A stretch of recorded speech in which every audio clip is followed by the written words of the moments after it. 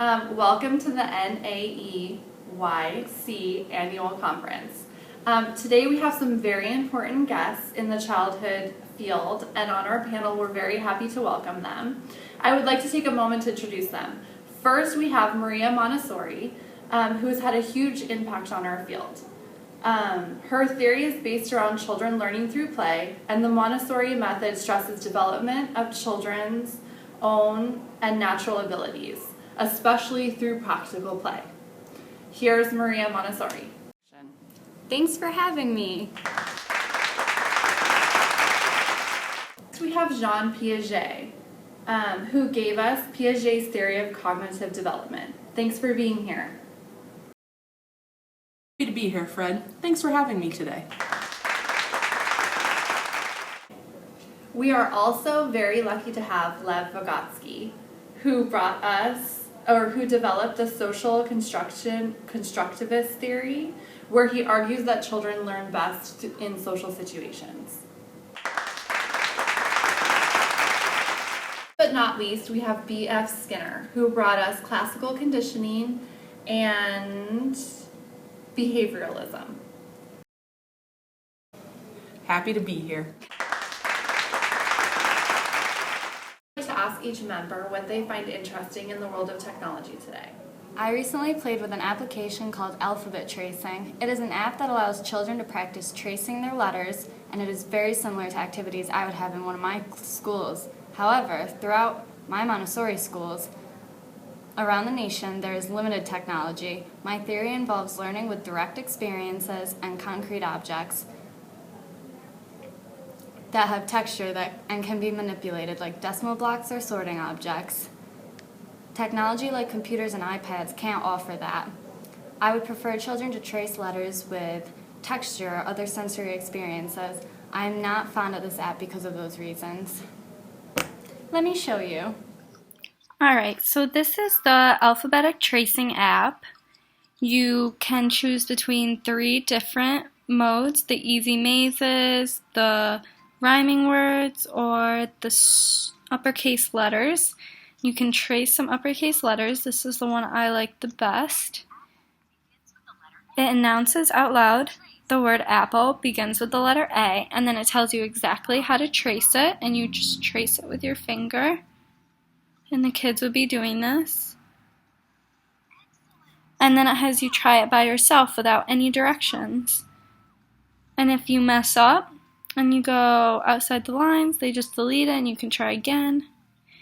And you can try pretty much twice before they just have you move on, so you don't get frustrated, and you just draw again.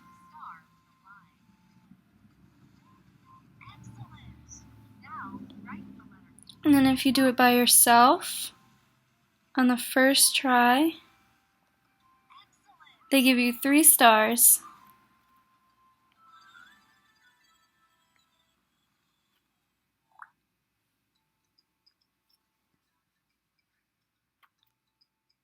And then you move on to the next letter. But Maria, in the alphabet tracing app, children get positive reinforcement through audio and visual encouragement and rewards of gold stars for a job well done. Children need this reward system to encourage their learning. We must condition them to love learning through the rewards and positive feedback. What app do you like? Personally, I like Candy Crush. It is an application with a lot of rewards. My philosophy of behavioral science assumes that behavior is a consequence of environmental histories and reinforcement. So here we have the game Candy Crush, and the object of the game is to get 3 little pieces of candy in a row. And as you get further into the game and you get enough points, what will happen is they'll give you words of reinforcement, positive reinforcement, like delicious right there.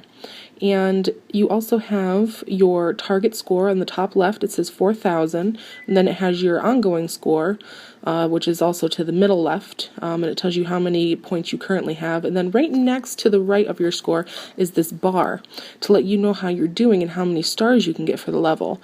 And as you can see, it keeps going up and up and up, and that is positive reinforcement, just like in behaviorism. I would love to get your opinion on this. I don't enjoy applications that have rewards as much as when children can actually make something together. I have seen many kinds of applications where children create videos together and it's a real social networking time. In my social constructivist theory, I argue that children learn best in social situations. A student's individual learning takes place as a member of a group. Let me give you a small demonstration of this app that I really like. The app I'll be demonstrating today is the iMovie app. Let's open it up. You can see when you open it up, there's the 3 projects I've already created. Let me show you how to create a new one. You press plus, and it'll ask you if you want to create a movie or a trailer. Let's choose trailer.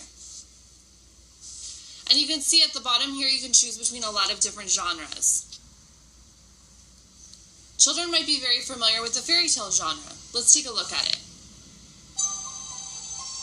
You can see it looks like a high quality movie trailer.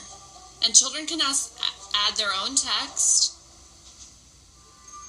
and add their own content inside. So let's say we want to choose this one, or the family one. That's another familiar genre that they might know. You hit at the top you hit create, and children can choose together in a social environment what kind of movie they'd like to create and what kind of content they would like to have in it. So you can create a cast, you can even storyboard, which might be great for the Common Core for planning ahead of time. Why not build with wooden blocks and create something together? In the book, Intentional Teaching, Choosing the Best Strategies for Young Children's Learning, teachers should use interactive media like computers and mobile devices to facilitate social exchange. Children can work together and solve any problems that might arise together, just like they would with wooden blocks. Piaget, maybe you can add something here. What do you think about technology, and how do you think it can be used in the classroom? Children increase in playing and pretending takes place at the pre-operational stage, around the ages of 4 to 7. Children tend to become very curious and ask many questions and begin to use primitive reasoning. A great app for children in this stage is this storybook app, where children can create their own story, record their own voices, and pick characters that they can move and manipulate on their own. So here we have a book creator app where a child can have a blank canvas and they can add pictures like I'm adding right here, scrolling through and picking a picture, placing it on the blank canvas and adjusting it just the way I want it. And then this is my cover page, and I can add text about what happened. And this is a great app for the constructivism, and it can go under the category of programming, where children control the screen rather than the screen controlling the children, which is typically what happens depending on what the app is and what your goal is within the game or the app. Right here, you can see I'm playing with the font and the title and the text.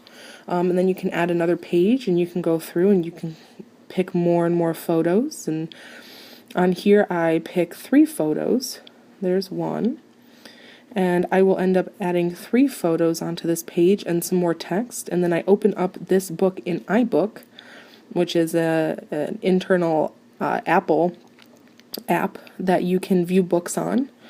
And children can create their own stories. They can take pictures of a storybook or different illustrations and create their own stories. But Piaget, are there any rewards? Where are the rewards? Sorry, Skinner, there are no rewards. But the child has an emergence in the interest of reasoning and wanting to know why things are the way that they are. And these fairy tale stories help them use those reasoning skills. Well, thank you so much for coming. I hope you've enjoyed our conference. I'd like to thank all our panelists: Maria Montessori, Lev Vygotsky, B.F. Skinner, Jean Piaget, and me, Fred Rogers, because really it wouldn't exist if I didn't invite you guys all here. So thank you so much for coming.